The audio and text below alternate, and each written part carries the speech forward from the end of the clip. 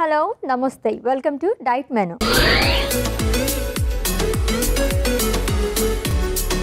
So ఈ week మొత్తం కూడా మనం బయోటిన్ వైటమిన్ అండ్ ఇంపార్టెన్స్ గురించి మాట్లాడుకుంటున్నామండి. సో సెకండ్ డేలోకి ఎంటర్ అయిపోయాం. సో హెయిర్ ఫాల్ గురించి కానీ స్కిన్కి కానీ బయోటిన్ అనేది ఎంత ఉపయోగకరం అనేది మనం మాట్లాడుకుంటూనే ఈ రోజు ఏం రెసిపీ చేస్తారో చూద్దాం. Let's invite our nutritionist Alekhya గారు. హాయ్ అలేఖ్య గారు. హాయ్ అశ్విని గారు. వెల్కమ్ అండి. Thank you. ఎలా ఉన్నారు? చాలా బాగున్నా. మీరు ఎలా ఉన్నారు? యాజ్ యూజువల్ నేను కూడా చాలా బాగున్నానండి. సో బయోటిన్ వైటమిన్ గురించి మనం మాట్లాడుకోబోతున్నాం. Interesting topic actually. సో కొంచెం ఎక్కువ పెద్ద డిసీజెస్ గురించి చాలామంది పట్టించుకుంటూ ఉంటారు. బట్ బయోటిన్ వైటమిన్ పర్టికులర్గా ఉంది, దీంట్లో మనకి డెఫిషియన్సీ వస్తుంది అండ్ హెయిర్ ఫాల్ దీని గురించి అవుతుంది, ఇవేం తెలియదు చాలామందికి. సో జుట్టు రాలిపోతుంది అంటారు, కానీ దేనివల్ల ఏది లోపిస్తూ రాలిపోతుందో అనేది మనం డిస్కస్ చేస్తాం. ఓకే. అండ్ అలాగే ఈరోజు ఏం రెసిపీ చేస్తున్నారు? సో ఈరోజు వచ్చేసరికి పన్నీర్ బుర్జీ చేసుకుంటాం. బయోటిన్ వైటమిన్ ఇంపార్టెన్స్లో భాగంగా పన్నీర్ బుర్జీ ప్రిపేర్ చేస్తారంటే దీనికి కావాల్సిన పదార్థాలు అంటే ఇప్పుడు చూద్దాం. పన్నీర్ బుర్జీకి కావాల్సిన పదార్థాలు: మెంతికూర, ఉప్పు, ఆవాలు, జీలకర్ర, కరివేపాకు, కారం, అల్లం వెల్లుల్లి పేస్ట్, నూనె, ఉల్లిపాయ ముక్కలు, తురిమిన పన్నీర్. పన్నీర్ బుర్జీకి కావాల్సిన పదార్థాలు చూసాం కదండి, ప్రాసెస్లోకి వెళ్ళిపోతాం. ఓకే. సో ఎగ్ బుర్జీ చేసుకున్నట్టే సేమ్ ప్రాసెస్, మనం ఎగ్ బదులుగా పన్నీర్ తీసుకున్నామండి. అదొకటే డిఫరెన్స్ అంతే. సో ప్రోటీన్ ఇంపార్టెన్స్ ఎంతవరకు ఉంటుందండి హెయిర్ ఫాల్లో కానీ అండ్ స్కిన్కి సంబంధించి కానీ? హెయిర్ గ్రోత్కి ప్రోటీన్ అనేది మోస్ట్ ఇంపార్టెంట్. అంటే మనం ప్రోటీన్ సరిగ్గా తీసుకోవట్లేదు అంటే దాంట్లో బయోటిన్ ఉందా లేదా పక్కన పెడితే, ప్రోటీన్ తగ్గింది అంటే కూడా మనకి హెయిర్ ఫాల్ అనేది చాలా సివియర్గా అయ్యే ఛాన్సెస్ ఉంటుందన్నమాట. సో ఇప్పుడున్న లైఫ్ స్టైల్కి ఏంటి అంటే ఎక్కువగా మనము కార్బ్స్ తీసుకుంటున్నాం. అంటే బ్రేక్ఫాస్ట్లో కూడా కొంచెం పూరీలు, ఇడ్లీలు, దోశలు అలా తీసుకుంటారు. అండ్ లంచ్లో కూడా రైస్ ఎక్కువ పోర్షన్స్ తీసుకోవడం, నైట్ ఎక్కువ చపాతీలు తీసుకుంటారు కానీ ప్రోటీన్ మీద కాన్సన్ట్రేట్ చేయరు. సో ఇలా డే మొత్తం కార్బ్స్ మీద ఎక్కువగా వెళ్తుంది, బట్ ప్రోటీన్ తగ్గిపోతుంది. సో దానివల్ల కూడా చాలామందికి హెయిర్ ఫాల్ అనేది ఎర్లీ స్టేజెస్లో కూడా వచ్చేస్తుంది అనమాట. అంటే ఇవన్నీ అథెంటిక్ టిఫిన్స్ కదా మనకి, మార్నింగే పూరి కానీ దోశలు కానీ మీరు అన్నట్టు. మరి ఇదివరకటి రోజు మన గ్రాండ్ మాస్ దగ్గర నుంచి కూడా ఇవన్నీ తీసుకునేవారు. వారికి చూస్తే బారిన పొడుగులు ఉంటాయి హెయిర్. అంటే వాళ్ళు మన అంతలాగా ఇప్పుడులాగా వాళ్ళు ఇడ్లీ దోశలు తినేవాళ్ళు కాదు. నాకు తెలిసినంత వరకు ఏన్షియంట్ డేస్లో ఏంటి అంటే మనకి బ్రేక్ఫాస్ట్కి కూడా వాళ్ళు ఏంటి అంటే చద్దన్నము, మజ్జిగ వేసుకొని తీసుకోవడం, ఇలాంటివి రాగి సంగటి తీసుకోవడం, ఇవి తినేవాళ్ళు. ఈ ఇడ్లీలు దోశలు మన టైం నుంచి ఎక్కువ అయ్యాయి, కానీ వాళ్ళ టైంలో ఈ పూరీలు అంతగా ఉండేవి కాదు. ఓకే. సో అందు గురించి ఇవన్నీ అవుతున్నాయి అంటారు. టోటల్గా ఆయిల్ ఫుడ్ అనేది మనం కొంత శాతం తగ్గిస్తే బెటర్. అంటే కంప్లీట్గా ఇప్పుడు సౌత్ ఇండియన్ బ్రేక్ఫాస్ట్ ఐటమ్స్ని కంప్లీట్గా పక్కన పెట్టమంటే ఎవరు దాన్ని యాక్సెప్ట్ చేయరు. బట్ అట్లీస్ట్ దాన్ని బ్యాలెన్స్ చేయడానికి ట్రై చేస్తే బెటర్. అంటే దోశ తీసుకున్నప్పుడు దోశతో పాటు ఒక కప్ స్ప్రౌట్స్ ఉంటాయి కదా, మొలకెత్తిన గింజలు అంటాము, మొలకలు తీసుకోవడము. లేదు అంటే ఇడ్లీ తీసుకున్నప్పుడు ఎక్కువగా సాంబార్ తీసుకోవడం ఇడ్లీ కంటే. సో అట్లా బ్యాలెన్స్ చేసుకుంటే కూడా సరిపోతుంది. సో ప్రిపరేషన్లోకి వెళ్ళిపోదాం. మరి ఏం చేయాలండి? సో ఫస్ట్ మనం స్టవ్ ఆన్ చేసి ప్యాన్ పెట్టేసుకుందాం.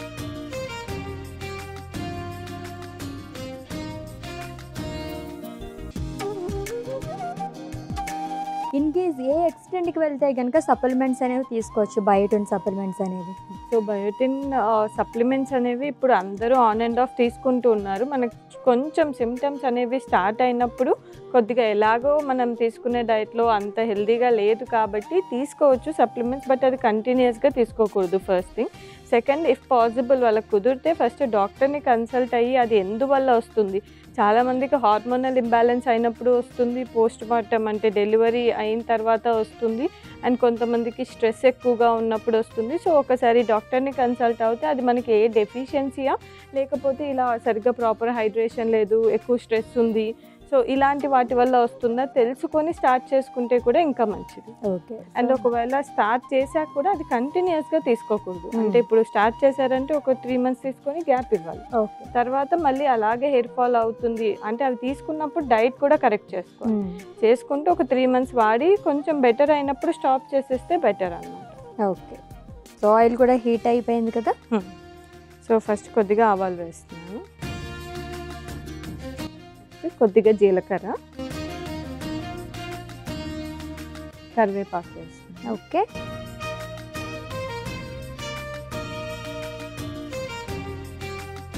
సో దీంట్లోకి మనం కట్ చేసి పెట్టుకున్న ఉల్లిపాయ ముక్కలు యాడ్ చేస్తాం. వీటిని లైట్గా ఫ్రై చేసుకుంటాం. ఓకే. ఎగ్ బుర్జీ అంటే రైస్లో కూడా తీసుకుంటాం. ఇది రైస్లోకి బాగుంటుందా, నాన్ చపాతీ అలా బాగుంటుందా?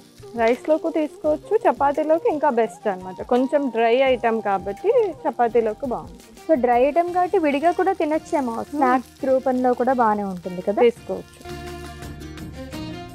సో దీంట్లోకి అల్లం వెల్లుల్లి పేస్ట్ వేస్తుంది.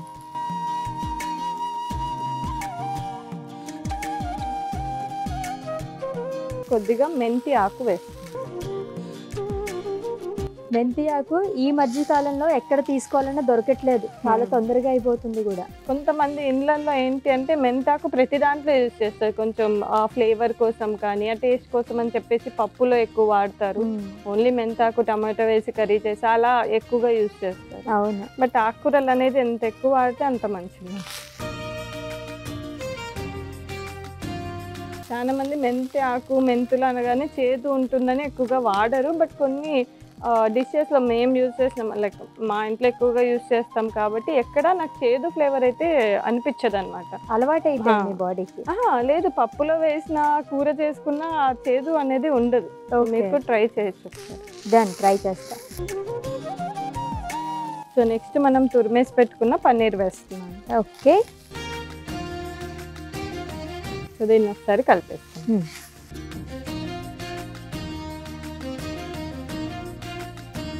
సో నెక్స్ట్ దీంట్లో కొద్దిగా ఉప్పు వేస్తాము అండ్ కొద్దిగా కారం. సో దీన్ని మొత్తం ఒకసారి కలిపేస్తాం. ఓకే. సో బయోటిన్ గురించి మాట్లాడుకుంటున్నాం కాబట్టి ఈ ఎటువంటి ఫుడ్స్లో మనకి బయోటిన్ అనేది లభిస్తుంది ఎక్కువ మోతాదులో? సో బయోటిన్ వచ్చేసరికి జనరల్గా మనకి అన్ని టైప్స్ ఆఫ్ పప్పు దినుసులు, బికాస్ ప్రోటీన్ కాబట్టి మనకు ప్రోటీన్ రిచ్ ఫుడ్స్లోనే ఎక్కువగా ఉంటుంది అనమాట. అన్ని టైప్ ఆఫ్ పప్పు దినుసుల్లో ఉంటుంది. పొట్టున్న ధాన్యాలలో అంటే హోల్ గ్రెయిన్స్ అని చెప్పేసి అంటాం కదా, వాటిలలో ఎక్కువగా ఉంటుంది. ఇంకా మష్రూమ్స్ ఉంటాయి కదా, వాటిలలో పుట్టగొడుగులు, వాటిలలో ఎక్కువగా ఉంటుంది. ఎగ్ యోక్లో ఎక్కువగా ఉంటుంది. కోడిగుడ్డు లోపల సొన ఉంటుంది కదా, సో వాటిలలో కూడా మనకి బయోటిన్ అన్న వైటమిన్ ఎక్కువగా లభిస్తుంది. ఓకే. సో లావ్ అయిపోతారని ఆ ఎగ్ యోకే తీసి పడేస్తూ ఉంటారు, మరి అటువంటి వాళ్ళకి బయోటిన్ అదొకటి పక్కన పెట్టేసి మిగతా తీసుకోవాలా? పప్పు దినుసులు కాదు, అందుకనే ఎప్పుడు రికమెండ్ చేసినా మేమైతే ఎగ్ వైట్స్ డైలీ తీసుకొని వీక్లో 1-2 సార్లు అన్నా కంపల్సరీగా కంప్లీట్ ఎగ్ తీసుకోమంటాం. సో దట్ దాంట్లో ఉన్న కొన్ని వైటమిన్స్ అనేవి కూడా మనకి బాడీకి లభిస్తాయి కాబట్టి. ఓకే. సో మన పన్నీర్ బుర్జీ అయితే రెడీ అయిపోయింది. మనం సర్వింగ్ బౌల్లో తీసేస్తాం. ఓకే.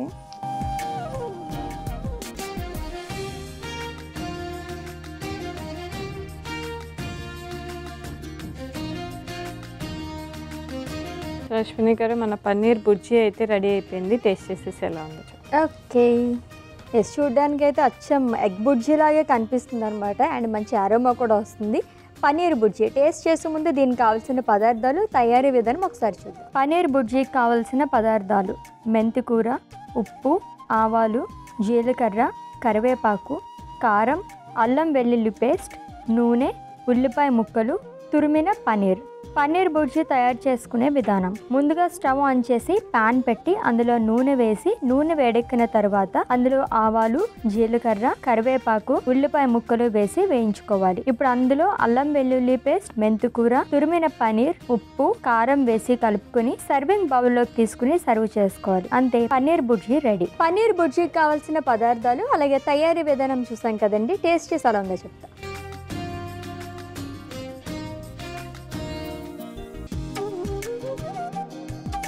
వావ్, చాలా చాలా యమ్మీగా ఉంది. యాక్చువల్లీ పన్నీర్ చాలామంది తినరు, బట్ ఇలా చేసుకుని తినండి, అసలు పన్నీర్ తింటున్న ఫీలింగ్ కూడా లేదనమాట, ఎగ్ బుర్జీ తింటున్నట్టే ఉంది. ట్రై చేయండి. అండ్ మెంతి ఆకు వేసాం, మీకు టేస్ట్ లైక్ ఆ చేదు అయితే ఏం కనిపించట్లేదు. అవును, అసలు దాని గురించి కూడా తెలియలేదు దీంట్లోనే, ఆ టేస్ట్ అసలు ఏం రాలేదు. సో సో అలా కూడా మిక్స్ చేసుకోవచ్చు అయితే కొంచెం క్వాంటిటీలో వేసుకుంటే తెలియదేమో. అంటే జనరల్గా మనం ఎలాగైతే ఆకుకూరలు అన్నీ యూజ్ చేస్తామో అలాగే కొద్దిగా క్వాంటిటీ ఏ దాంట్లో పప్పులో వేసుకున్నా ఎక్కడ వేసుకున్నా చేదు అనేది తెలియదు. Okay, thank you so much అండి. Thank you. Yes, paneer bhurji చాలా చాలా యమ్మీగా ఉందండి. మీరు కూడా తప్పకుండా ట్రై చేసేయండి. అండ్ రేపటి డైట్ మెనూ ఎపిసోడ్లో మళ్ళీ మీట్ అవుదాం. Until then, take care. This is Ashwini signing off. Bye.